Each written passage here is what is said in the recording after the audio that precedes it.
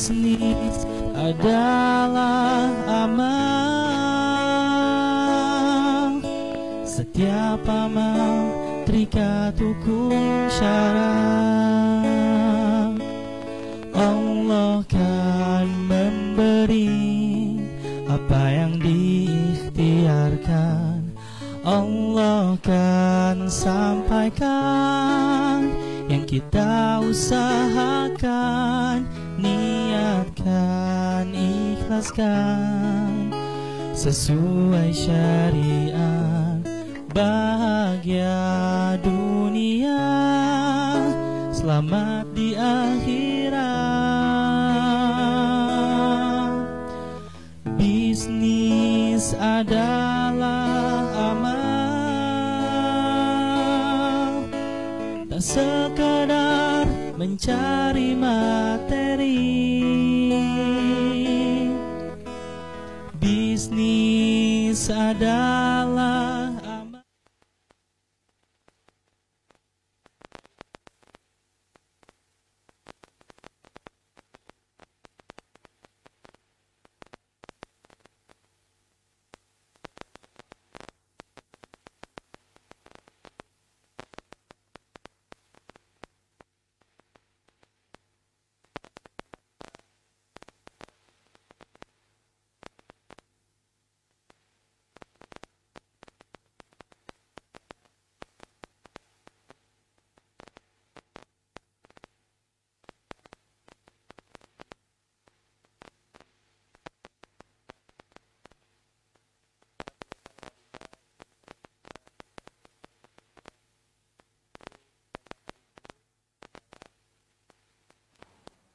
Bagaimana konsep halal itu, Ustaz?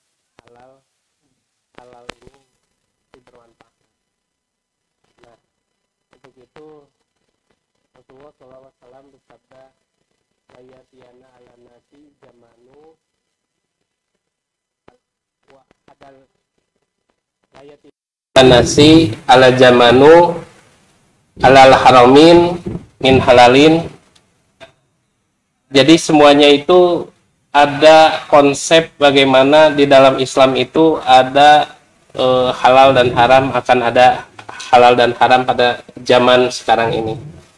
Ya mungkin kita akan fokusnya kepada halalnya ini. Ustaz, banyak orang yang berkata di saat ini jangankan yang halal, yang haram pun susah.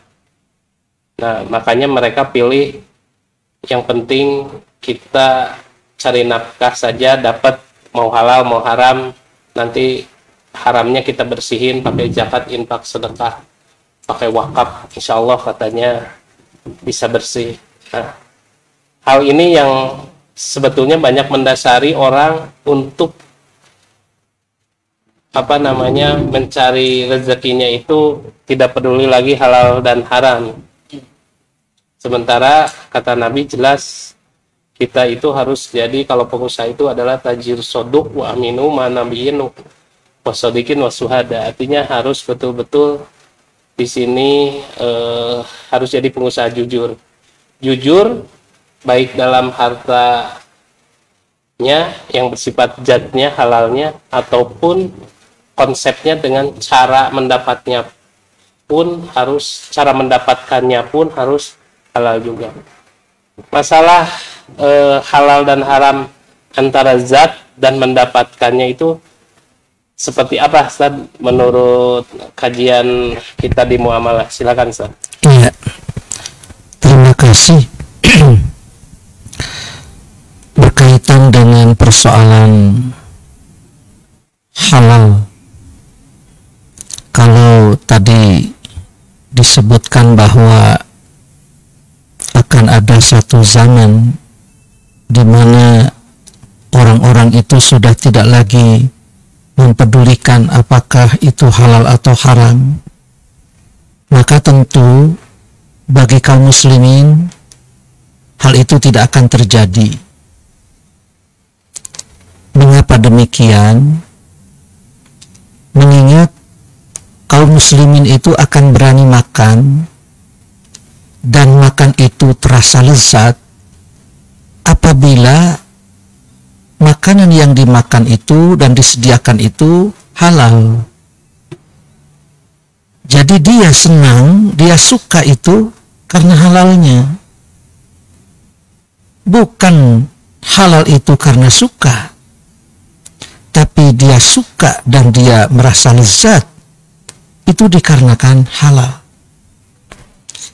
Makanya dia berani memanfaatkan, dia berani menggunakan itu karena halal.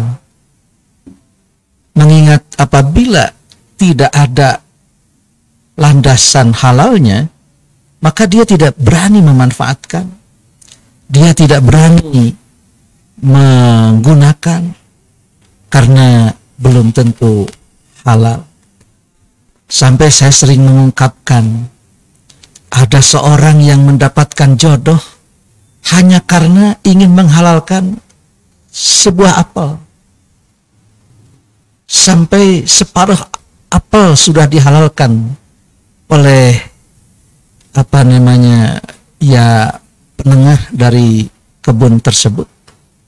Pemilik kebunnya belum menghalalkan, maka si pemuda itu dipulung menantu oleh orang yang mempunyai kebun tersebut, karena ia mempunyai seorang perempuan yang tidak pernah bicara kecuali benar, tidak pernah mendengar sesuatu yang haram untuk didengar, tidak pernah melihat sesuatu yang haram untuk dilihat, dan tidak pernah berpikir sesuatu yang haram untuk dipikirkan.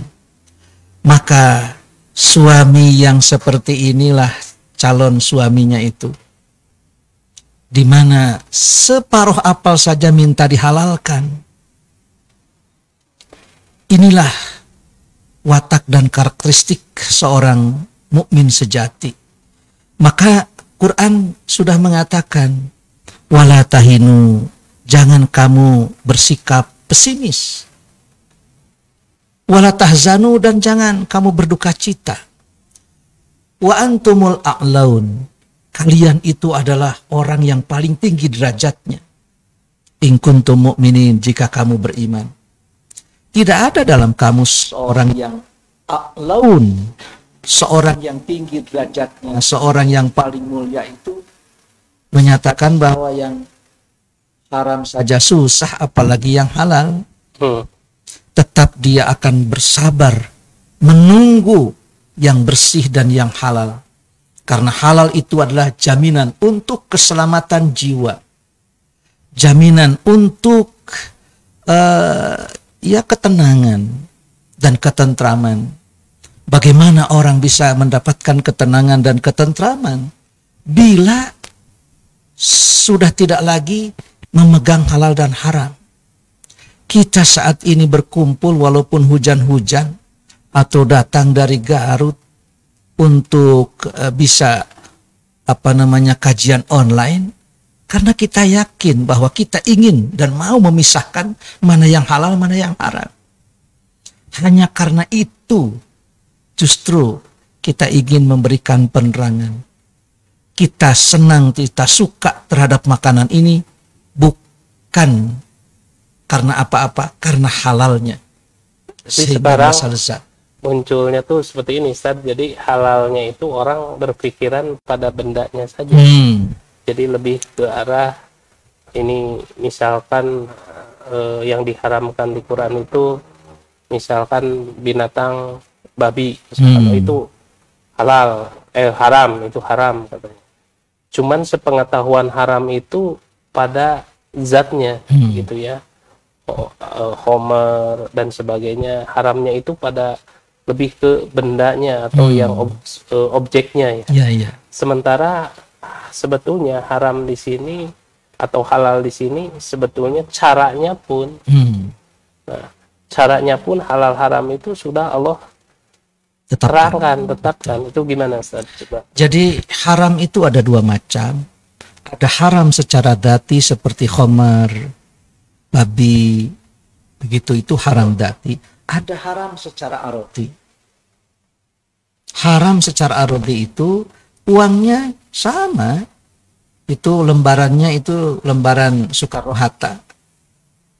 Kemudian juga lembaran-lembarannya gepokan nama sami nu haram sareng nu halal itu sama. Tidak ada uang haram itu dikarenakan Pak Karnonya tidak pakai kopiah misalnya. Lalu ini yang halal itu pakai kopiah, kan tidak begitu. Tidak begitu. Jadi uang halal atau haram ini dilihat dari aspek arodinya. Cara mendapatkan uang ini sampai mendapatkan miliaran, triliunan itu dengan cara yang bagaimana? Begitu. Apakah dengan cara yang dibenarkan? Apakah ini dapat didapat melalui cara-cara yang halal? Sebab ada 2 ayat di dalam Al-Qur'an. Wala ta'kulu amwalakum bainakum bil batil. Janganlah kalian itu makan harta-harta di antara kalian dengan cara yang batil. Di situ disampaikan salah satu di antaranya watudlu biha ilal hukam. Lalu janganlah kamu itu menyuap kepada para hakim, ditakulu fariqam min amwalin nas, supaya kalian bisa makan sebagian harta orang lain itu bil ismi, dengan cara berbuat dosa.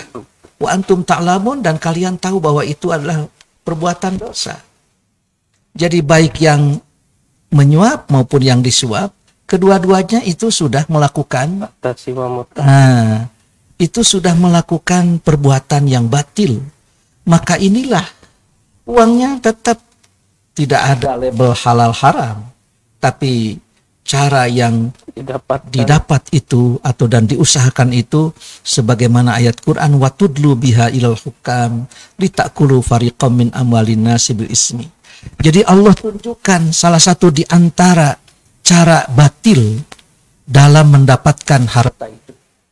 Dan dalam ayat yang lain Allah tunjukkan cara mendapatkan harta yang halal, yaitu ya ayyuhalladzina amanu la ta'kulu amwalakum bainakum bil batil illa an takuna tijaratan antaradin. Tidak boleh kalian memakan harta-harta kalian di antara kalian dengan cara yang batil, kecuali dengan cara jual beli yang suka sama suka, antaradin. Jadi tepatlah bagi para pendekar riba yang selama ini menggeluti jual beli secara sesuai prinsip muamalah gitu. Sesuai dengan prinsip muamalah yang kita kerjakan ini. Jadi saya yakin bahwa semua para pendekar riba jual secara putus dengan sikap antarodin, lalu memiliki akad yang jelas dan tidak ada jahalah di situ, tidak ada goror, tidak ada hal-hal yang lain yang membuat fasid dalam akad tijarohnya. Kemudian di situ ada zakatnya, di situ ada infak dan sedekahnya. Saya kira tidak ada yang lebih tepat untuk kita saat ini dan harus kita syukuri. Apalagi kalau jual belinya itu istilah Pak Haji Ari itu cash and carry ya. Yeah. Jadi cungcereng istilahnya. Ada barang, ada uang. Ada barang, ada uang. Tidak ada yang bersifat menghutangkan barang atau menghutangkan uang. Persis. Kalaupun mau bukan mengutangkan tapi sistem wakalah. Nah. Kita saja menitip agar nanti kalau setelah kuasa jual atau itu, kuasa beli. Kuasa jual dan kuasa beli ini di lariba itu sungguh tepat. Sungguh kehati-hatian. Inilah. Baik, para pendekar lariba Islamic Indonesia, menarik sekali tadi bahasan dari guru kita Kiai Haji Uus Muhammad Riyad. Artinya kita jangan terjebak bahwa yang haram itu ataupun yang halal itu bukan hanya di objek saja, tetapi caranya pun ada prinsipnya, ada halalnya, ada batasan-batasan muamalahnya. Artinya halal haramnya pun Islam sudah menjelaskan. Jadi tidak usah ragu. Silahkan nanti kalau ada yang mau diskusi ke IG Lariba Islamic Indonesia, silahkan di situ bisa japri ataupun bisa ke Ari Platmas, itu pun silahkan bisa dijapri bagaimana konsultasi tentang muamalah atau hukum-hukum batasan syariah dalam bermuamalah. Pak Haji Elki, ini kan menarik tuh. Tadi sudah dijelaskan bahwa caranya harus halal, zatnya pun harus halal, zat itu barang-barangnya harus halal. Nah, kita ini selalu terjebak pada konsep keuntungan. Artinya begitu untung itu disebut halal saja kalau begitu untung. Padahal untung pun belum tentu halal, gitu ya. Nah, contoh kemarin ada yang mengatakan bahwa forex itu atau foreign exchange itu ada foreign exchange, artinya jual beli mata uang asing atau dijadikan komoditas. Jelas-jelas di situ haram ya, karena melibatkan banyak tangan, spekulasi, akadnya tidak jelas. Tapi masih ada yang mengharamkan ataupun menghalalkan. Kalau kita tarik kesimpulan bahwa itu adalah tetap haram ya, karena subhat pun untuk kehati-hatian kita tarik ke haram. Karena bayangkan kalau komoditas itu dijadikan, uang itu dijadikan komoditas, dijadikan jual beli tanpa melihat mana barangnya atau apa komoditinya. Jadi komoditinya itu adalah uangnya itu sendiri gitu. Nah, saya ingin tahu nih seperti apa gitu konsep riba, karena orang sudah jelas di situ banyak usaha-usaha yang halal ya, seperti jualan A, jualan B, tapi masih dengan tanda kutip dengan keuntungan tadi, diiming-imingi keuntungan tadi, seakan-akan keuntungan itu menjadi sebuah kehalalan, artinya sebuah pintu darurat walaupun haram. Tapi kalau udah ada iming-iming untung itu jadi darurat dan dijadikan boleh gitu. Silakan, itu bagaimana nih konsep di riba? Baik, bismillah, alhamdulillah. Terima kasih kepada semua ikhwatun iman di Riba Islamic Indonesia. Kembali kita akhirnya online lagi setelah kemarin mencoba untuk bisa tatap muka, tapi ya kondisinya kembali seperti ini. Kita doakan, mungkin ada saudara-saudara kita yang lagi kena musibah, ada yang lagi sakit dan lain sebagainya. Kita doakan mudah-mudahan Allah segera mencabutnya. Kemudian kita doakan juga mudah-mudahan kondisi seperti ini di negara kita Indonesia yang kita cintai ini segera Allah permudah supaya kita bisa berdakwah kembali, kajian kembali dan lain sebagainya. Karena memang ini agak sedikit mengganggu Pak Haji Ari, Ustadz. Kita urusan dakwahnya jadi keganggu, urusan ekonominya jadi keganggu juga. Udah kasihan juga iman, ada yang udah ngeluh-ngeluh dan lain sebagainya, apalagi yang pengusaha-pengusaha kecil ini udah agak sedikit. Jadi kita sama-sama berdoa mudah-mudahan Allah segera mencabut segala suatu ujian yang ditimpakan kepada negeri kita ini. Berkaitan dengan apa yang diterapkan oleh Haji Ari tadi, memang kalau saya pribadi Pak Haji Ari, Ustadz, menganggapnya bahwa ketika kata susah, yang halal aja susah, kan sebetulnya yang haram sudah jelas, yang halal sudah jelas, dan tidak mungkin yang halal itu lebih sedikit daripada yang haram. Nah, karena yang halal itu pasti rahmat dari Allah Subhanahu Wa Taala, dan nggak mungkin yang namanya rahmat dari Allah Subhanahu Wa Taala itu jumlahnya sedikit, nggak mungkin, pasti lebih banyak. Yang kemudian menjadi rasa sempit itu artinya merasa yang yang halal aja susah gitu, gimana ini? Karena satu, karena akidah, karena keyakinan bahwa Allah akan memberi sesuatu yang halal itu sudah semakin menipis di hatinya masing-masing. Jadi akidahnya sudah tidak mempunyai keyakinan 100% bahwa Allah pasti memberi yang halal. Nah, tergantung dari ikhtiar kita.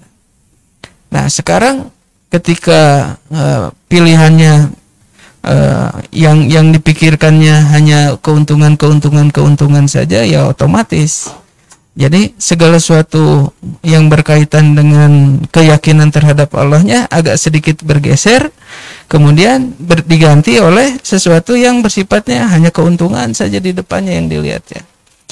Nah, setelah akidahnya itu yang kedua adalah ilmunya, Ustaz.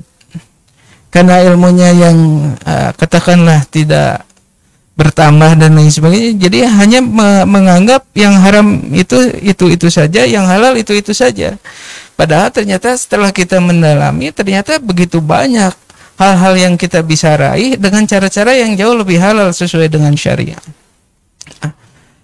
Ketika kita sendiri tidak mengaji kajiannya, kemudian tidak diperdalam urusan muamalahnya, kan pada dasarnya kajian muamalah sesuai dengan ekonomi syariah itu kan rohnya itu satu. Kalau yang namanya ekonomi syariah itu rohnya itu satu ta'awun, tolong menolong. Roh dari ekonomi itu ta'awun, dasarnya itu begitu.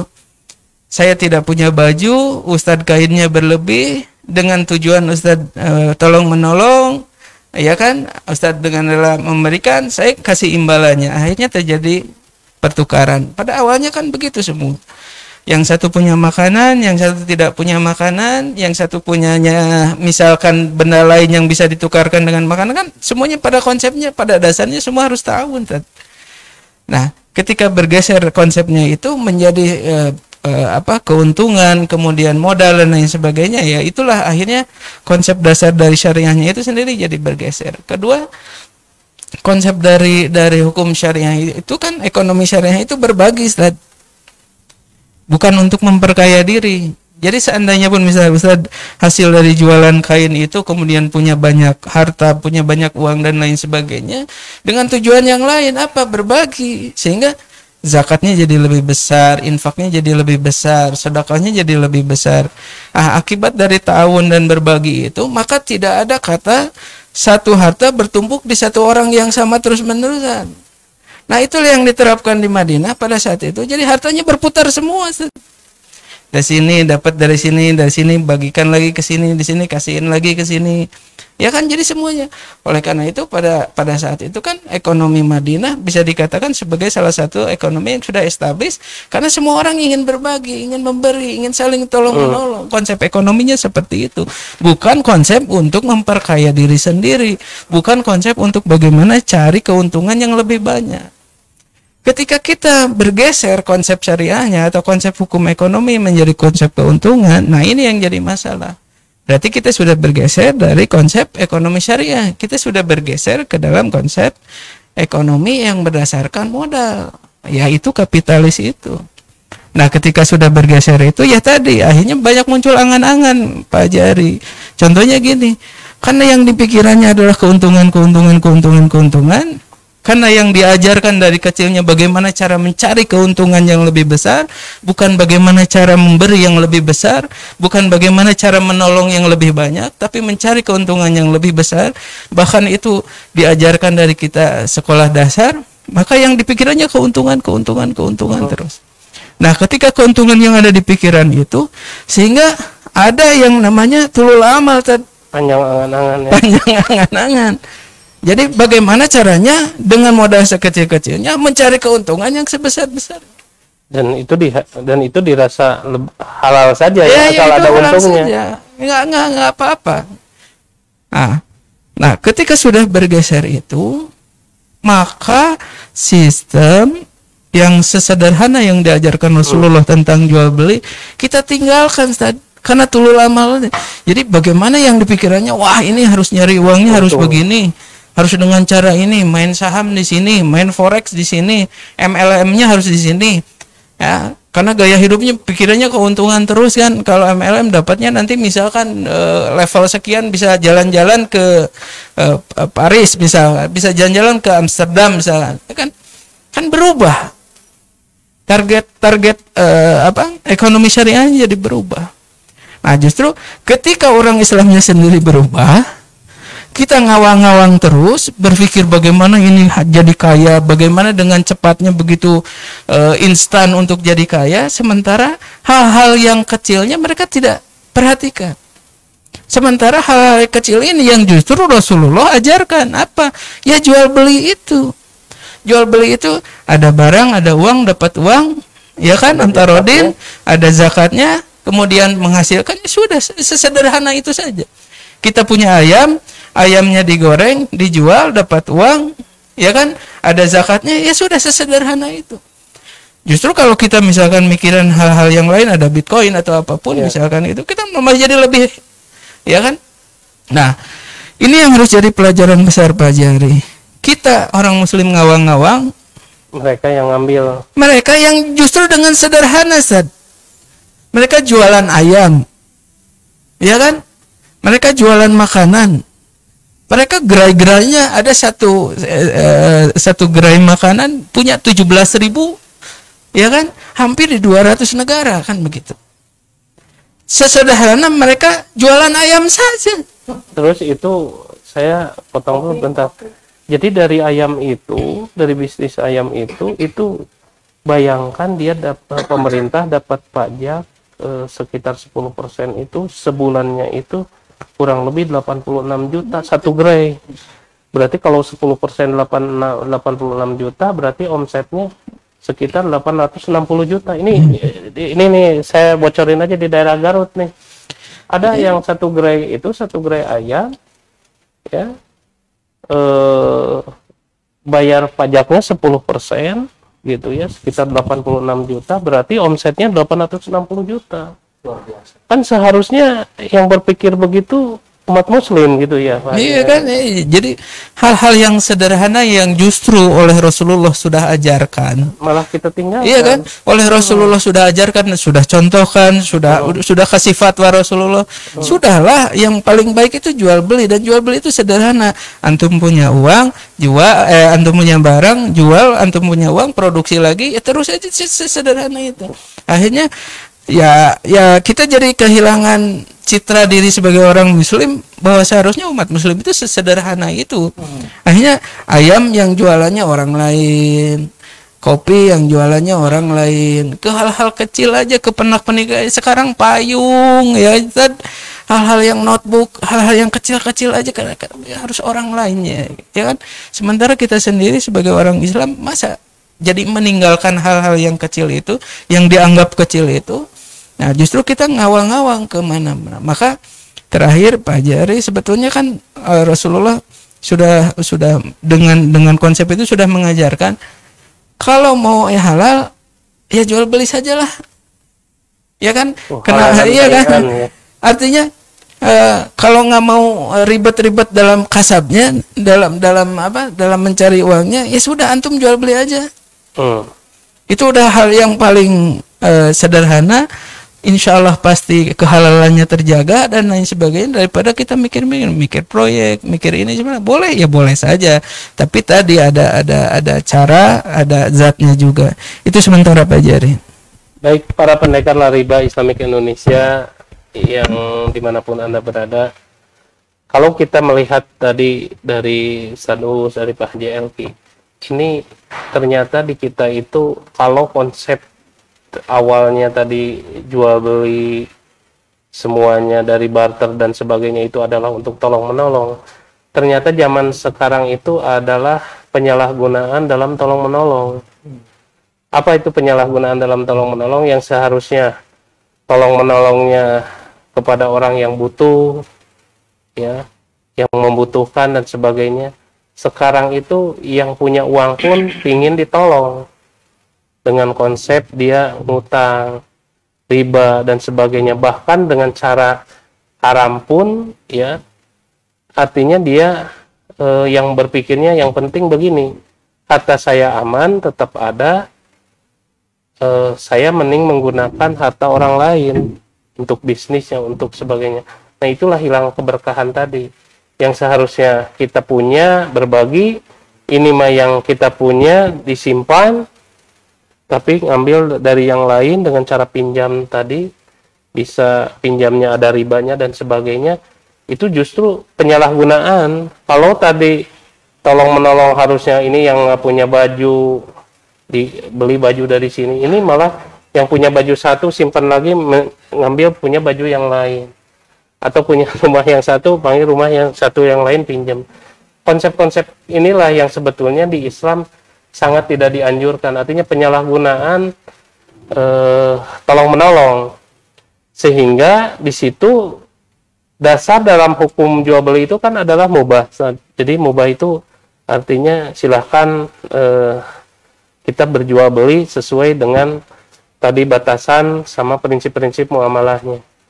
Nah ini yang terjadi sekarang itu malah terjadi hutang piutang. Ada yang ngutangin barang, ada yang ngutangin uang, bahkan ada ribawinya dan sebagainya. Dan orang Islam itu menganggap ini adalah sebuah kebiasaan saja. Toh yang lain juga mencontoh, ada satu ustadz atau satu ulama pun sama katanya jual belinya seperti itu dan sebagainya. Itu malah jadi contoh. Nah inilah tugas para pendekar riba.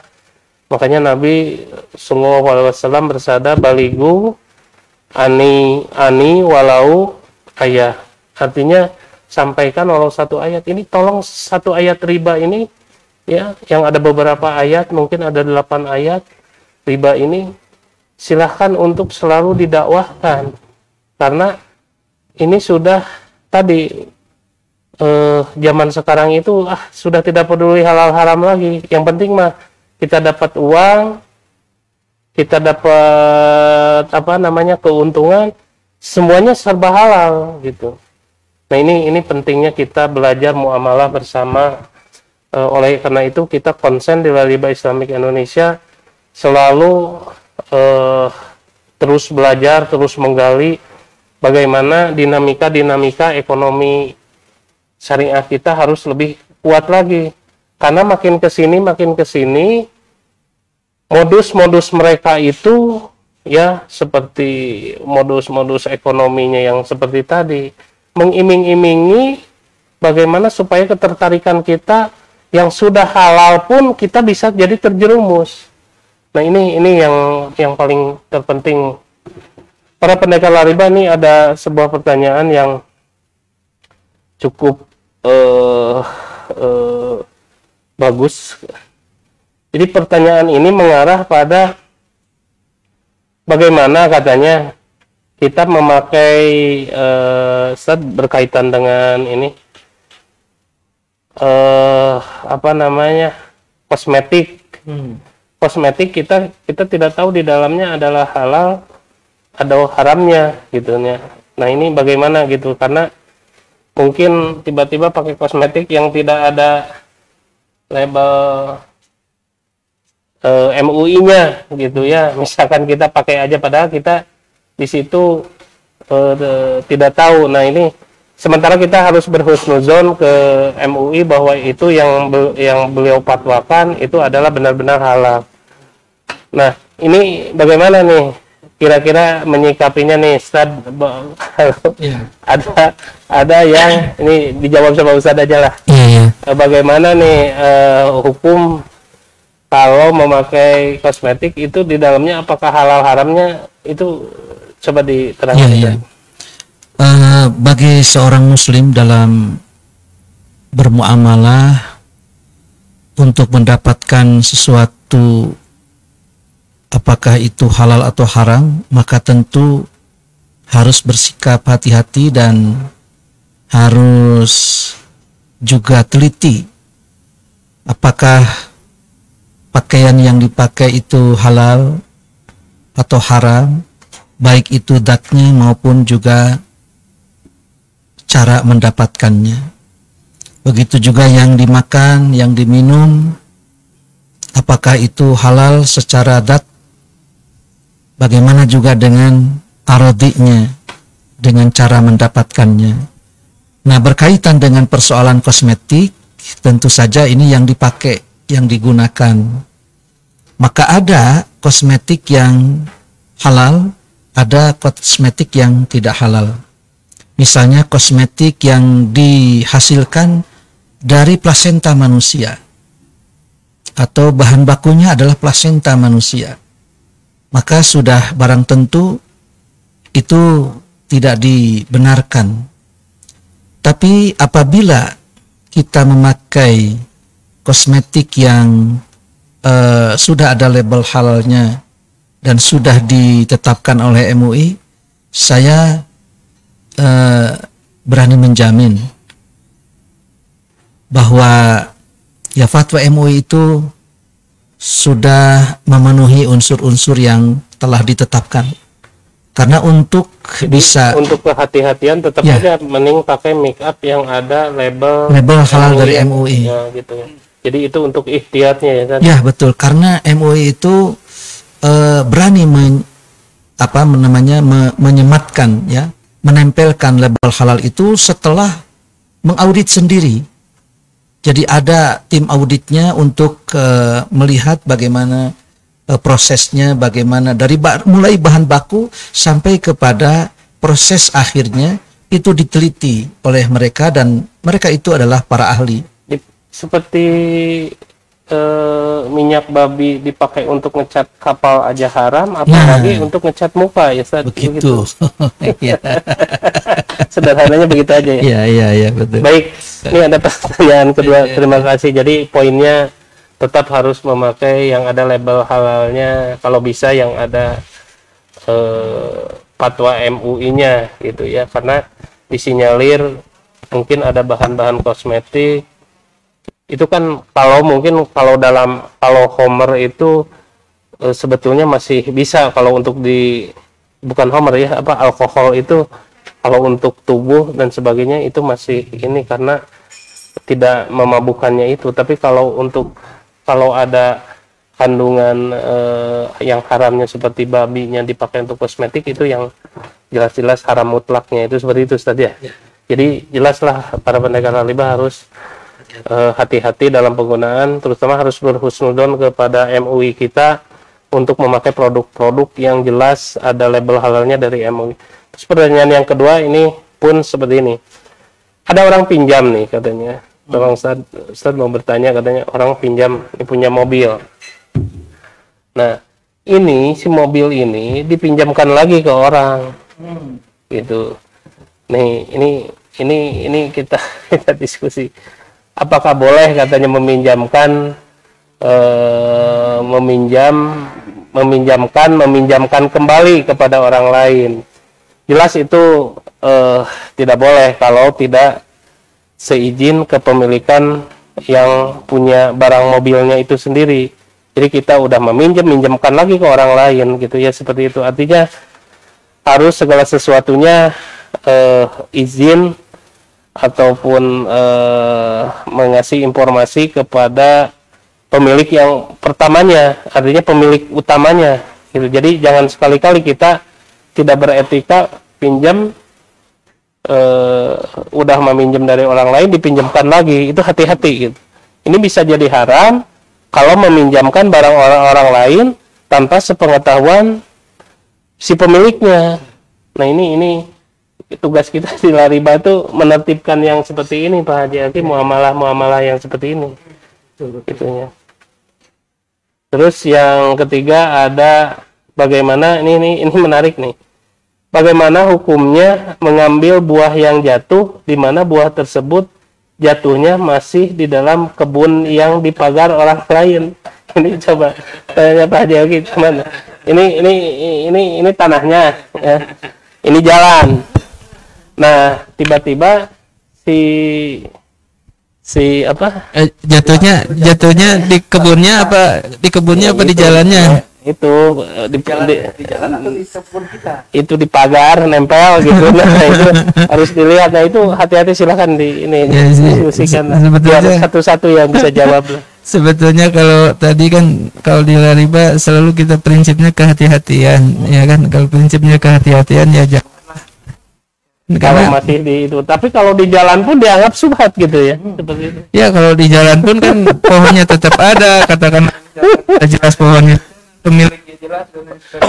Kenapa? Minimal izin dulu. Iya kan, minimal izin dulu dan sebagainya. Jadi kalau untuk kehati-hatian mending jangan lah ya. Gitu. Apalagi cuma satu. Tapi kan ada kalau yang ngeroyong ke tanah kita.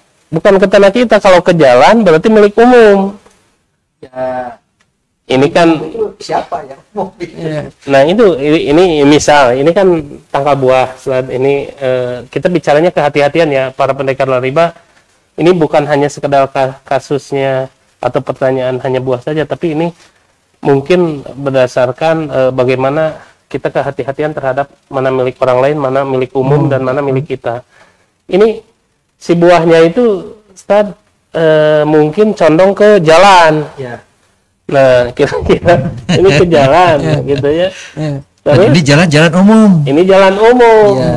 Nah, Itu sudah kalau jatuh bukan milik dia lagi, tapi itu milik umum.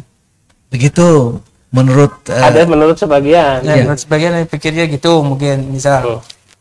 ya dengan apa namanya prinsip-prinsip kehati-hatian ketika jatuh saja ya seorang yang Kalau jatuh ke pagarnya tadi mah udahlah itu milik apa? Ini jatuhnya ke jalan lah. Kalau jatuhnya ke pagar masih secara hukum itu sudah bukan lagi milik mereka.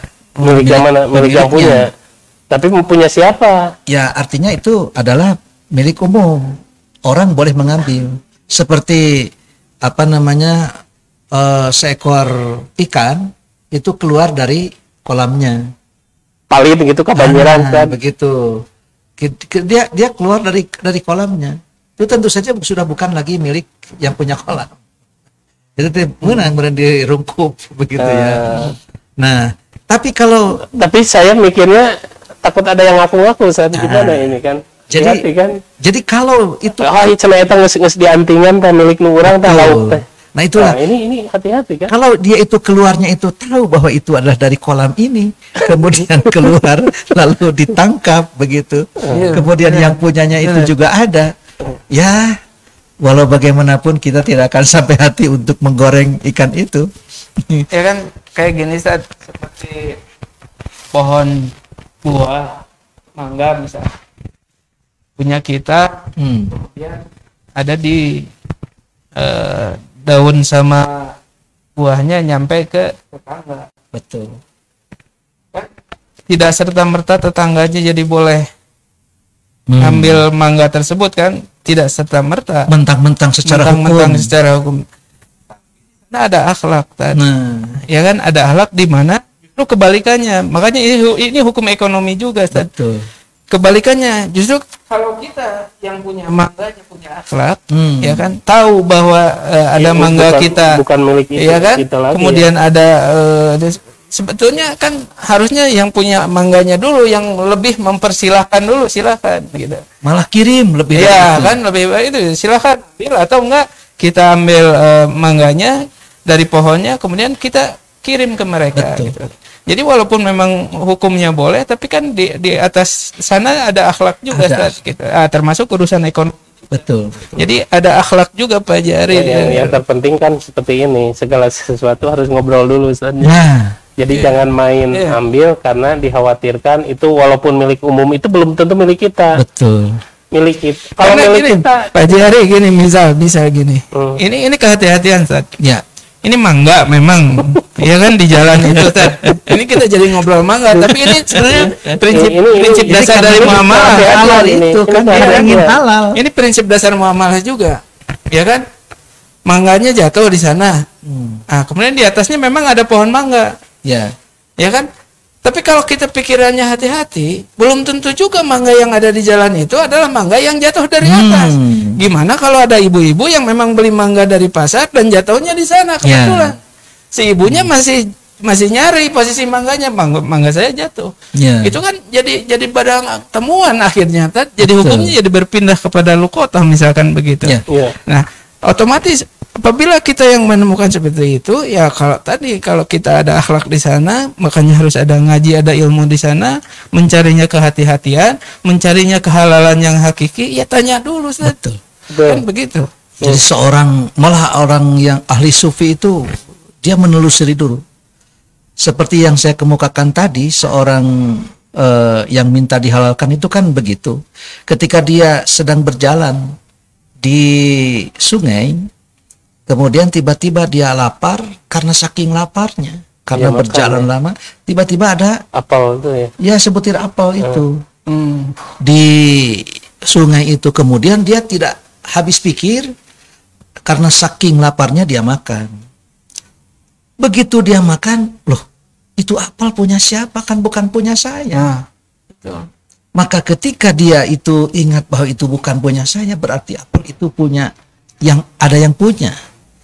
Dan dia menelusuri, ini apel terbawa oleh air, berarti kebun apel itu berada di Hulu. hulu. Dicarinya kebun apel di sana. Beruntunglah dia itu mendapatkan satu kebun apel di atas, dan di situ ada penunggunya yang memarah dengan yang punya kebun. Jadi kalau dasar kehati-hatian mah tetap aja harus Ternyata dia telusuri. ya. Tapi akibat dari menelusuri itu justru malah berkahnya itu dapat ya, dinikahkan itu ya. Berkahnya itu ya Dinikah. itu dinikahkan kepada yang punya Itu asas asalnya kehati-hatian sama akad. ya ihtiyati. Jadi Ada hukum, ada kehati-hatian. baik, betul. Baik para pendekar riba, ini menarik sekali. Kita tidak melihat substansi mangga atau bukannya, tapi kita melihat kehati-hatian dalam memiliki suatu barang ataupun benda. Dari mana ini bisa ditelusuri akadnya, ya, apakah ini akadnya nemu atau punya orang lain. Bahkan tadi yang jatuhnya di pagar pun secara ini harus dihitung, mungkin sentiannya ini udah jatuh di pagarnya tuh masih di tanahnya tuh masih tanahnya gitu ya, atau ini sudah jadi masuk ke jalan atau ke umum, itu pun harus di kehati-hatian. Karena itulah hasabun anfusikum, artinya kita menghisab diri sendiri dulu lah, yang ketika ada di dunia sebelum nanti dihisabnya lebih berat nanti di akhirat. Ini ada pertanyaan yang menarik, San. Ini sebetulnya tapi ini kan muamalah juga, ketika ya ayyuhalladzina amanu aufu bil uqud, artinya ada akad jual beli, ada akad pernikahan, ini termasuk muamalah gitu. Ini kan pernikahan pun sumber dasar cikal bakal dari ekonomi juga. Kira-kira nih sekarang musim online, apakah akad jual beli dalam online itu sah, ataupun akad dalam menikahkan pun dalam online itu sah juga? Karena kalau dilihat, kalau akad jual beli itu cenderung penjual dan pembeli berhadap-hadapan, komunikasi secara online, itu mungkin bisa disah gitu ya, ijab kabulnya, karena jelas sepakat harga dan sebagainya. Ini kalau kaitannya kalau nikah online gitu ya, artinya yang menikahkannya tuh online via apa ya, Zoom atau via anggaplah Zoom. Kira-kira itu sah tidak gitu, sama halnya dengan jual beli seperti itu. Ini menarik nih, pertanyaan-pertanyaannya banyak yang menarik gitu. Betul. Kalau secara usul fikih itu kan yang dimaksud dengan atau yang disebut dengan halal atau sah itu di mana ma yajtami'ur ruknu wasyartu. Yang terkumpul antara syarat dengan rukun, yang terpenuhi syarat rukun. Kan ada yang menikahkan itu, Ustaz. Nah, berarti itu sah. Walaupun Jadi, online itu, Ustaz. Sah itu apabila rukun dan syarat terpenuhi. Begitulah kalau. Berarti walaupun online tetap sah gitu ya. Mau online mau offline begitu selama syarat dan syarat. Jadi nggak usah salaman juga, bisa online gitu ya. Rukun dan syaratnya itu terpenuhi. Apalagi musim pandemi itu bisa saja aja. Itu kan sekarang tidak boleh berkerumun. Ya, karena tidak boleh berkumpul, akhirnya melalui telekonferensi misalnya. Ya, selama rukun dan syarat itu terpenuhi, maka tentu saja secara kaidah usul fikih itu dinyatakan sah gitu. Seperti halnya jual beli kalau secara online itu ternyata terpenuhi rukun dan syaratnya, berarti selesai. Berarti sebetulnya dari segi akad itu antara jual beli dan nikah itu kan sebetulnya sama saja, Ustaz. Artinya ya ayyuhalladzina amanu aufu bil uqud, artinya akadnya terpenuhi, syarat dan rukunnya terpenuhi, mungkin itu sudah sah, walaupun hanya teknisnya saja. Itu karena ada orang yang begini katanya, berpikir bahwa suara saya nikahkan itu apakah dari online dan ini langsung atau tidak langsung, harus nyambung. Padahal calon suaminya di Amerika misalnya, calon suaminya di Amerika karena sedang studi, Tugas gitu ya. sedang tugas atau sedang studi, kemudian istrinya dari sini, lalu si walinya mau menikahkan, dan setelah selesai nikah ini langsung disuruh berangkat menuju ke Amerika, dan dia sudah dalam posisi sebagai istri karena sudah dinikahkan di sini dengan cara video conference misalnya atau teleconference, sehingga ya begitu ke sana itu sudah menjadi istri. Justru ini membuktikan bahwa Islam menjawab tantangan zaman saat itu. Betul. Selama tadi syarat dan rukunnya ya bisa terverifikasi, artinya bisa dibuktikan. Karena ada beberapa juga mungkin gitu, misal contohnya kalau hanya berdasarkan SMS atau WhatsApp saja misalkan, kan itu tidak bisa, masih belum bisa dipertanggungjawabkan. Persis. Karena kan ini yang ngirimnya siapa, yang textingnya siapa dan sebagainya. Kalau misalkan sudah jatuhnya ke video call atau video conference atau teleconference, kan itu sudah bisa terverifikasi. Betul. Siapa yang akadnya, siapa yang menikahkannya, atau misalnya dalam jual beli kan antara penjual pembelinya jelas dan sebagainya, yang nikah juga sama. Jadi selama syarat dan rukunnya terverifikasi, ya sebetulnya nggak jadi masalah. Justru inilah membuktikan bahwa dalam dunia muamalah itu Islam itu mudah. Termasuk urusan yang berkaitan dengan bisnis juga, Ustaz. Ya, jadi artinya Islam tidak melulu berkaitan dengan dulu ini zaman Madinah begini. Itu justru enggak, Ustaz. Kan kita sudah beberapa kali dalam kajian membuktikan bahwa ternyata Islam itu sudah bisa menjadi pelampung dalam zaman itu kan gitu. Islam itu selalu paling lebih unggul justru dalam urusan selalu saja fleksibel dan selalu saja ternyata Islam itu bisa leading di setiap zaman. Iya. Contohnya misal urusan kurs aja, Ustaz. Ya kan? Ternyata kan Rasulullah tahun 600 sekian sudah mencontohkan untuk urusan kurs itu. Rasulullah sudah mencontohkan ini dirhamnya dirham mana, ya kan? Dirham Persia atau misalkan dirhamnya dirham Bizantium misalkan, kan? Boleh. Kurs itu ternyata boleh, itu ada tukar menukar uang itu boleh, tapi Rasulullah memberikan batasan selama saling bertatap muka pada saat itu, hari itu juga dan lain sebagainya. Nah, kalau misalkan urusannya sudah menjadi mencari keuntungan, itu ya udah masuk riba. Misalkan mencari keuntungan dari kurs itu sendiri, ya itu udah masuk jadi riba kan, karena sudah ada proses bisnis jual beli mata uang kan, maksudnya begitu. Jual beli yang bukan mata uang, jadi di situ ada pertukaran antara dirham dengan dinar. Itu kan sebetulnya kan ada sejenis itu kan begitu. Sejenis gitu. Artinya justru di zaman dulu pun sudah kehati-hatian Nabi itu sudah jelas lah, artinya hukum-hukum untuk muamalah syariah itu sangat hati-hati, artinya tidak jelas lah, artinya tidak abu-abu. Kalau zaman dulu itu sudah jelas. Nah sekarang itu ketika tadi bersifat akad pernikahan tadi boleh online atau jual beli pun boleh online selama syarat dan rukun ketentuannya terpenuhi, semuanya adalah halalan thayyiban, begitu kan? Baik para pendekar riba yang Allah muliakan, ini menarik sekali sebenarnya. Silahkan nanti yang baru bergabung ataupun ini sambil menyiapkan apakah kan seperti tadi tuh, bagaimana hukum jual beli online ketika akadnya tidak tatap muka, pernikahan, terus tadi mangga jatuh ke hati-hatian. Ini sebetulnya di riba insya Allah sudah bisa menjawab seluruh permasalahan muamalah yang ada di kita. Kan ada nih pertanyaan nih, ini sangat sensitif sekali gitu, tapi saya silakan ini, kenapa pemerintah tidak menerapkan bahwa tidak mengharamkan riba dan sebagainya? Karena pemerintah kita tidak menerapkan hukum syariah Islam, artinya pemerintah berdasarkan Undang-Undang 45 dan Pancasila.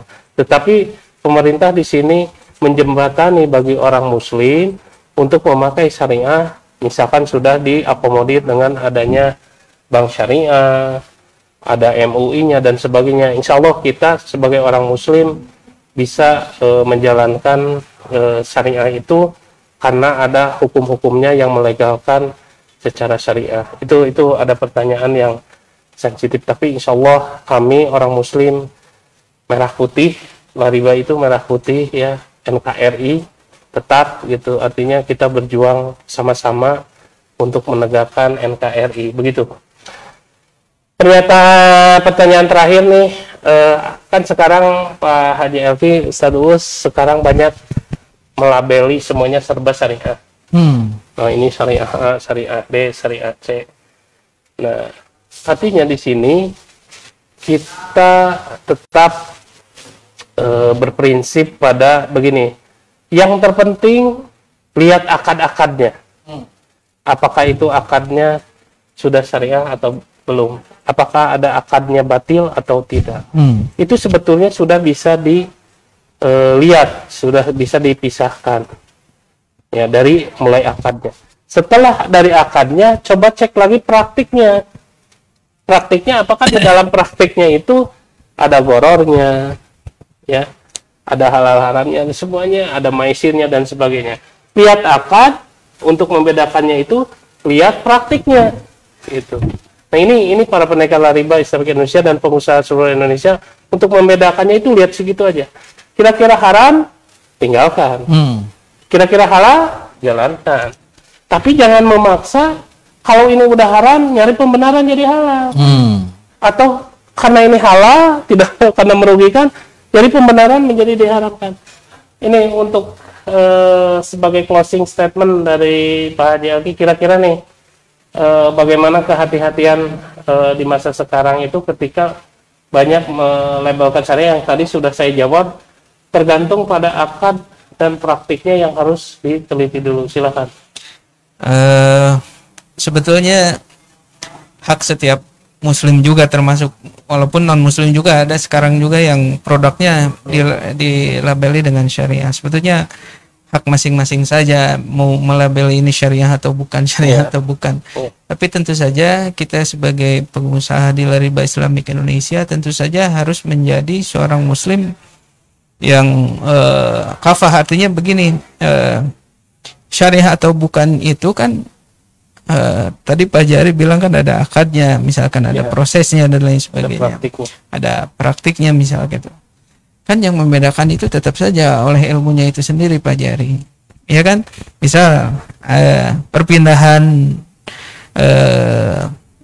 benda itu kepemilikan atau apapun itu kan berdasarkan akad, dan akad dalam Islam itu sebetulnya kan sederhana begitu, ya kan? Kalau nggak jual beli ya jual beli, kalau nggak jual beli misalkan hibah, kalau nggak hibah ya pinjam misalnya, ya kan?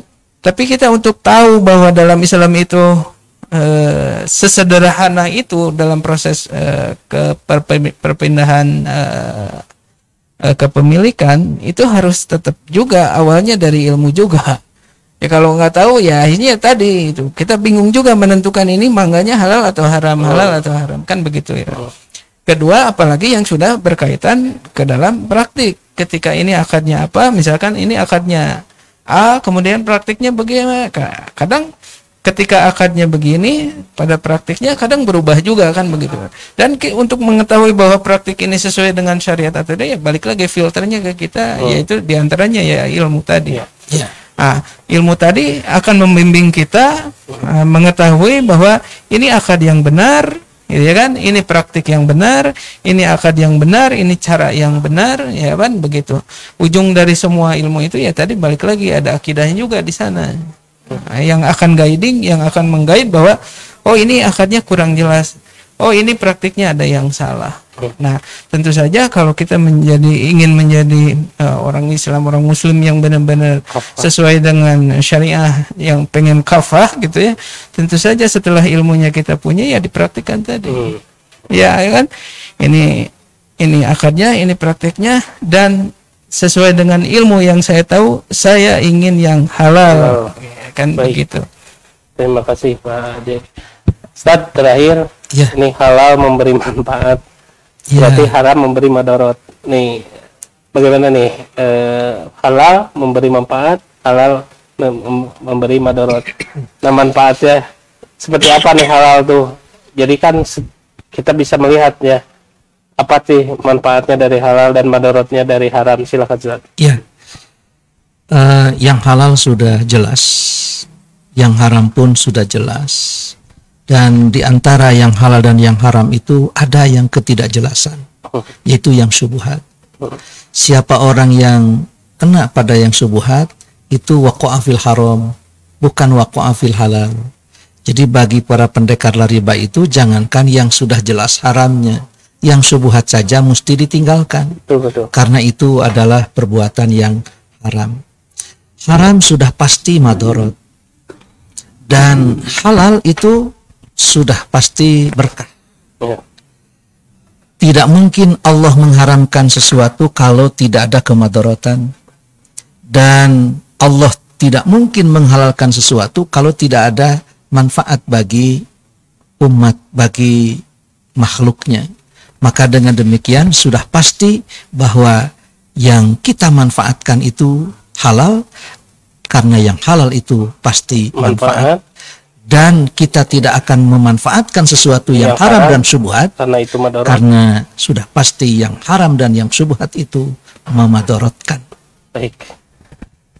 Terima kasih Pak Haji Elki, Ketua Umum Lariba Islamic Indonesia, Ustadz Uus, Pembina Lariba Islamic Indonesia. Mudah-mudahan dimudahkan Allah kita bisa mempraktekkan bagaimana cara ataupun mendapatkan harta yang halal yang jelas memberi manfaat.